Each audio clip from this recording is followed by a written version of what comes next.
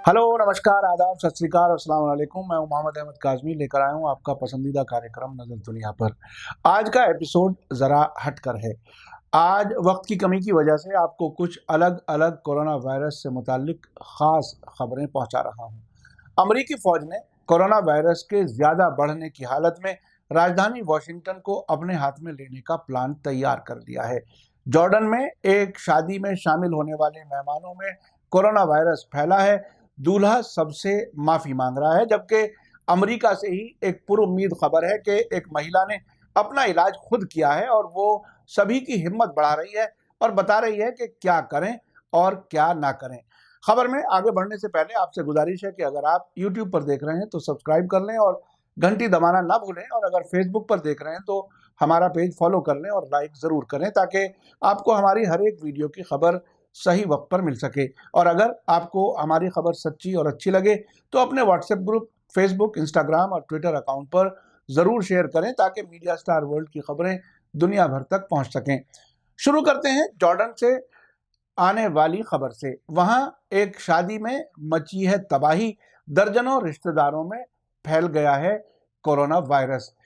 दूल्हा एक एक से माफी मांग रहा है। रिपोर्ट के मुताबिक विदेश के सफर से लौटी दुल्हन पर कोरोना फैलाने का शक जाहिर किया जा रहा है।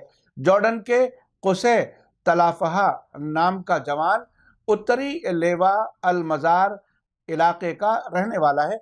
इस शादी पर जॉर्डन में बड़ा हंगामा मचा हुआ है, क्योंकि हेल्थ मिनिस्ट्री ने बताया है कि इस शादी पर जॉर्डन में बड़ा हंगामा है, क्योंकि इसकी पुष्टि हुई है कि इस शादी में भाग लेने वालों में कम से कम 7 लोग कोरोना से इन्फेक्टेड पाए गए हैं, जबकि दर्जनों लोगों के बारे में कोरोना संक्रमण यानी इन्फेक्शन का शक जाहिर किया गया है। जॉर्डन का ये वाकया इस वक्त अरब सोशल मीडिया पर चर्चा का विषय बना हुआ है।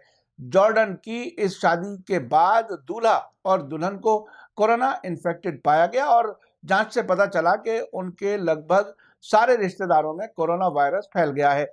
दूल्हे ने अपने फेसबुक पेज पर एक वीडियो अपलोड किया है, जिसमें उसने रिश्तेदारों से माफी मांगी है और साथ ही आम लोगों से अपील की है कि घरों में रहें, बाहर ना निकलें। उसने खास तौर से शादी में हिस्सा लेने वाले सभी 400 मेहमानों से कहा है कि वे घर में रहें और जैसे ही सिम्टम देखें फौरन अस्पताल जाएं। उसने कहा है कि जो कुछ हुआ उसे मेरी गलती नहीं बल्कि किस्मत समझकर माफ किया जाए। दूल्हा ने कहा है कि उसकी तमन्ना है कि किसी को भी ये बीमारी ना लगे, बल्कि इसके बदले मुझे मौत आ जाए। दूल्हा दुल्हन और उनके घर वालों को इसलिए बुरा भला कहा जा रहा है कि उन्होंने कोरोना वायरस फैले होने के बावजूद पारंपरिक यानी ट्रेडिशनल तरीके से शादी की है। शादी से पहले दुल्हन और उसके फादर स्पेन का सफर करके लौटे थे और शक है कि उन्हीं से ये वायरस बाकी लोगों तक फैला है। इस खबर से ये साफ है कि सभी को इस बात की एहतियात करनी चाहिए कि सामाजिक दूरी का ख्याल रखें, यानी सोशल डिस्टेंस बनाए रखें। ऐसा ना हो कि किसी एक की गलती से बहुत लोग इस महामारी की चपेट में आ जाएं। उधर दूसरी खबर अमेरिका से एक और है। वहां से मीडिया से यह बात आ रही है कि पूरी दुनिया में कोरोना का कहर जारी है, जबकि अमेरिका में इस महामारी का खतरा सिर उभार रहा है।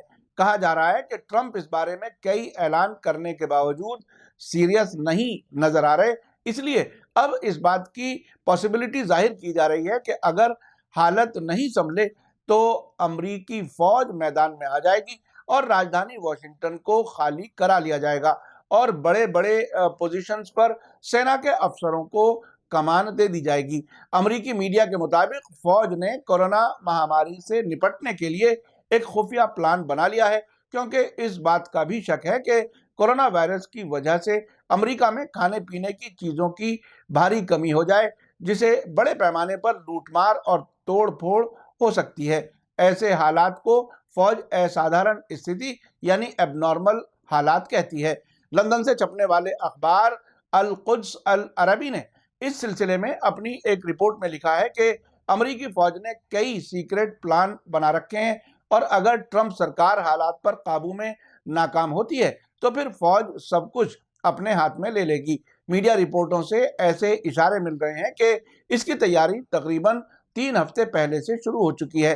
अमेरिका में कोरोना वायरस के डर से लोगों ने खरीदारी शुरू कर दी है, मगर दुकानों से सामान गायब है, जिसकी वजह से लोग चीजें खरीदने के लिए लंबी लंबी लाइनों में खड़े होने पर मजबूर हैं।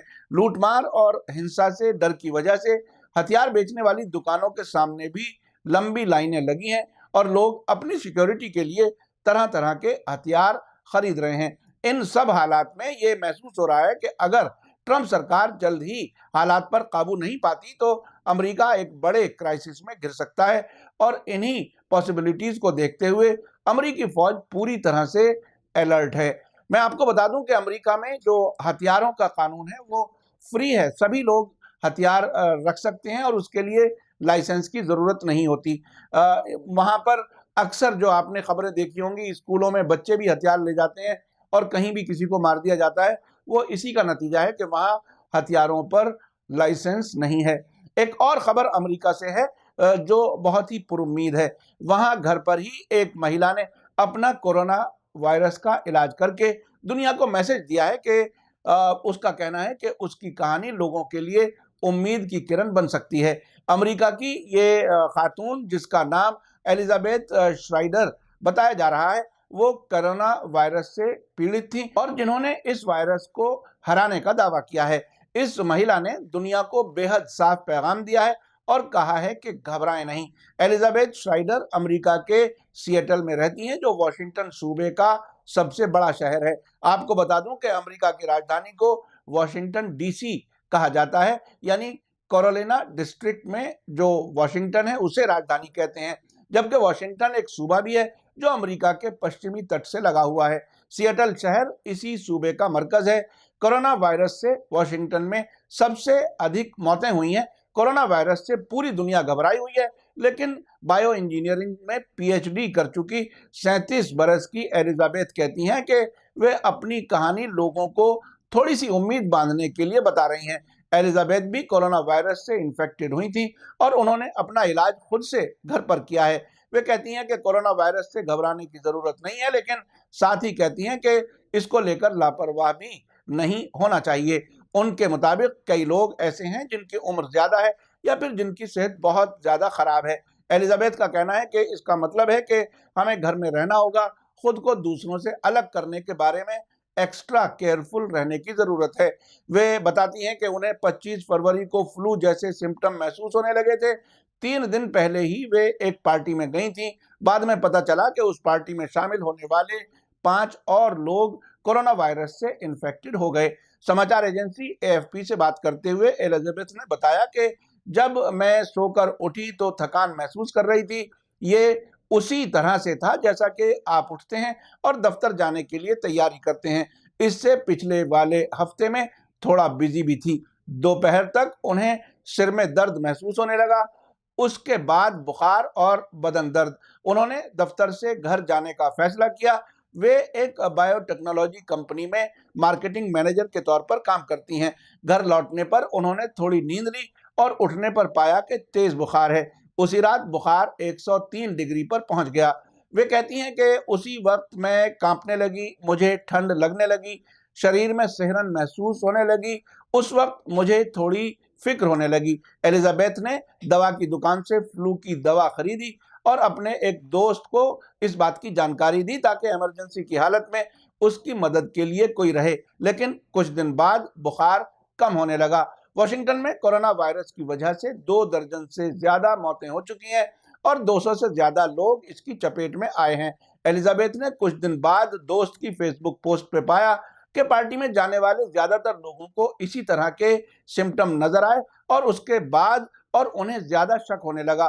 पार्टी में जाने वाले कई लोग फ्लू की शिकायत के साथ डॉक्टर के पास गए, लेकिन उनकी कोरोना वायरस के लिए जांच नहीं की गई क्योंकि उन्हें खांसी या फिर सांस लेने में कोई मुश्किल नहीं हो रही थी। एलिजाबेथ को जब महसूस हुआ कि उनका कोरोना के लिए टेस्ट नहीं होगा तो उन्होंने एक रिसर्च प्रोग्राम में इस उम्मीद के साथ दाखिला लिया कि कोरोना वायरस का जवाब मिल जाएगा। इस रिसर्च को करने वाली टीम ने एलिजाबेथ को एक नेजल स्वैब किट भेजा और उन्होंने अपना टेस्ट कर सैंपल वापस भेजा। एलिजाबेथ के मुताबिक रिसर्च कोऑर्डिनेटर ने 7 मार्च को फोन किया और उन्हें बताया कि वे कोविड-19 यानी कोरोना वायरस के लिए पॉजिटिव पाई गई हैं।